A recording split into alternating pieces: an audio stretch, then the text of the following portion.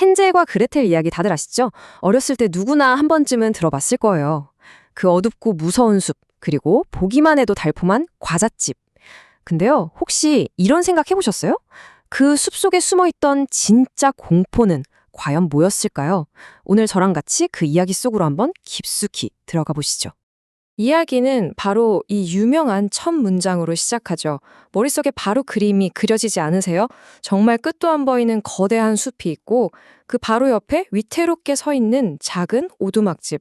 왠지 모든 비극이 바로 저 숲에서 시작될 것만 같은 그런 느낌이 들잖아요. 하지만 정말 그럴까요? 우리가 늘 들어왔던 것처럼 이 모든 무서운 일들이 정말 숲이라는 저 바깥 세상에서 온 걸까요?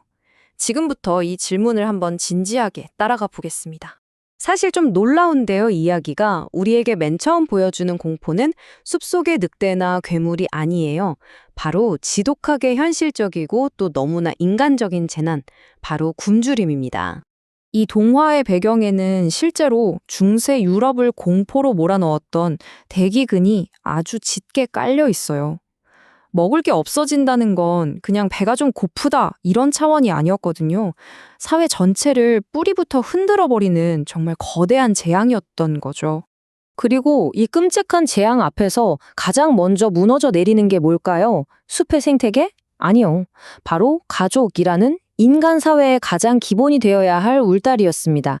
진짜 위협은 바깥이 아니라 바로 집 안에서부터 시작되고 있었던 겁니다. 바로 이 대사 정말 소름 돋지 않나요? 근데 여기서 진짜 중요한 포인트가 있어요. 숲이 아이들을 해치려고 공격하는 곳이 아니라는 거예요. 그냥 아이들을 버리기 위한 장소로 선택됐다는 거죠. 왜 하필 숲이었을까요? 거기는 집처럼 어떤 사회적인 규칙이나 남의 시선이 닿지 않는 곳이잖아요. 그러니까 거기서는 정말 상상도 못할 끔찍한 일이 벌어질 수 있었던 거죠. 자, 이제 이야기에서 가장 유명한 장면 중 하나로 넘어가 볼게요. 바로 빵 부스러기 킬. 이 사소해 보이는 단서가 사실은 이 이야기의 핵심을 꿰뚫고 있습니다. 이 표를 보시면 아주 흥미로운데요. 헨젤의 두 가지 계획을 한번 비교해 보세요. 첫 번째 계획에서 썼던 하얀 조약돌은 먹을 수가 없잖아요.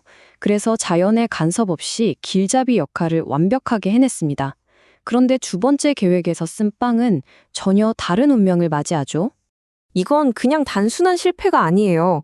잘 생각해보면 빵 부스러기는 인간한테는 집으로 가는 길을 알려주는 표식이었지만 숲에 사는 새들한테는 뭐였을까요? 그냥 맛있는 한 끼 식사였을 뿐이죠. 인간의 계획이 자연의 질서 앞에서 얼마나 무력한지를 보여주는 거예요. 동시에 이 이야기 전체를 지배하는 굶주림이라는 주제를 다시 한번 아주 선명하게 보여주는 장면이기도 하고요. 자, 이제 헨젤과 그레텔 하면 누구나 떠올리는 바로 그 이미지, 과잣집으로 가보겠습니다. 그런데 이 달콤해 보이는 모습 뒤에는 사실 아주 위험한 진실이 숨어 있습니다. 한번 상상해 보세요. 먹을 게 없어서 자기 자식까지 내다버리는 이 끔찍한 현실 속에서 집 전체가 먹을 걸로 만들어져 있어요. 이건 현실이 아니죠. 이건 굶주림이 만들어낸 가장 절박하고도 위험한 신기루나 다름없습니다. 아이들이 너무 배가 고파서 이 집을 막 뜯어먹는 바로 그 순간, 이 달콤했던 환상 뒤에 숨어있던 불길한 현실이 마침내 목소리를 드러내죠. 그리고 이 목소리와 함께 달콤한 꿈은 악몽으로 변해버립니다. 바로 이 지점입니다. 굶주림이 모든 걸 집어삼키는 이 세계에서는 집도 음식이 되고 결국에는 아이들마저 먹잇감으로 변해버리고 마는 거죠. 식욕이라는 원초적인 본능 앞에서 모든 경계가 허물어지는 바로 그 순간입니다. 그렇다면 다시 맨 처음 던졌던 질문으로 돌아가 보죠. 이 끔찍한 이야기 속에서 진짜 괴물은 과연 누구일까요? 이 흐름을 보시면 책임이 얼마나 교묘하게 옮겨가는지 한눈에 보입니다. 처음엔 기근이라는 누구 한 명을 탓할 수 없는 거대한 사회적 재앙에서 공포가 시작됐잖아요. 그런데 그 공포가 아이들을 버리자고 말하는 계모라는 개인에게 옮겨가고 마지막에는 아이들을 잡아먹으려는 완벽한 악의 화신에게 모두 떠넘겨지는 거죠. 철학자 르네 지라르는 바로 이런 현상을 희생양 메커니즘이라고 불렀습니다. 뭐냐면 공동체가 감당하기 힘든 어떤 불안이나 폭력성을 한 명의 악당에게 전부 뒤집어 씌우는 거예요. 그리고 그를 제거함으로써 이제 모든 문제가 해결됐어 하는 착각을 만들어내는 거죠. 네, 바로 이겁니다. 헨젤과 그레텔은 기근이라는 사회적 참사를 마녀라는 한 개인의 끔찍한 악행으로 완벽하게 바꿔치게 하는 이야기라고 볼 수 있어요.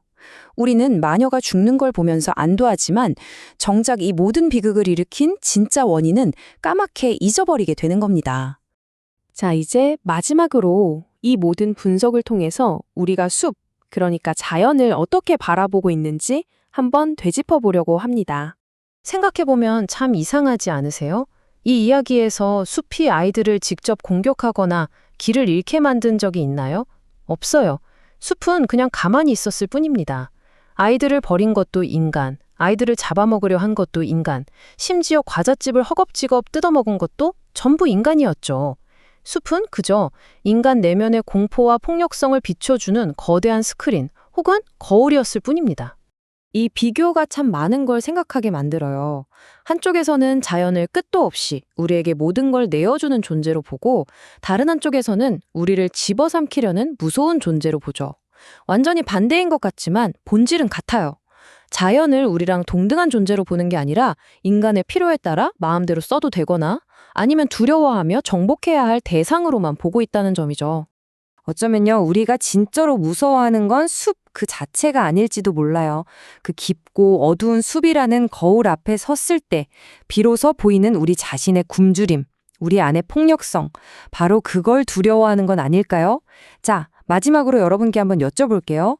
여러분이 숲을 떠올릴 때 그 거울 속엔 과연 무엇이 비치고 있나요?